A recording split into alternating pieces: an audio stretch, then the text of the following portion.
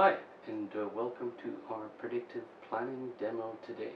The underlying mechanisms behind predictive planning is two things. One is sociological studies, which examine the behavior of populations over time, and the second is actually, interestingly, reinforcement learning and the hidden Markov models that power famous AI solutions like AlphaGo. And what we're doing in that combination of the two is actually trying to help people understand what are likely paths that could happen within their lifetimes. So first of all, we build a little profile, we choose a name, we give a little bit more detailed information about ourselves to build up an avatar, if you will.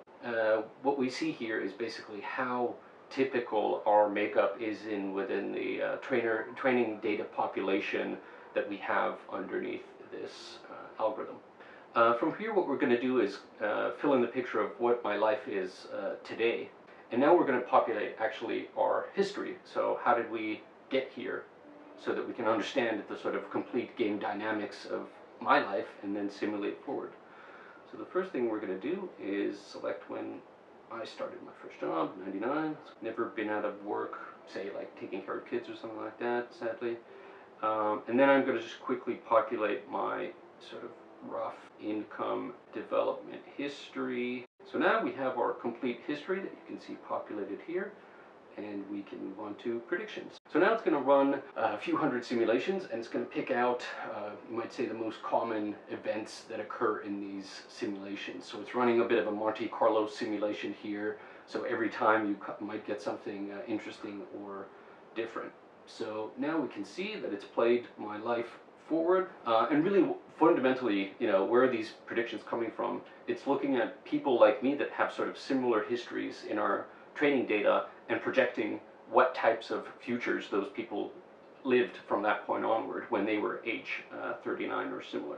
So what we can see, what I have looked forward to is, promotion, early retirement, and potentially increase in income that could come from, for example, investments or things like that.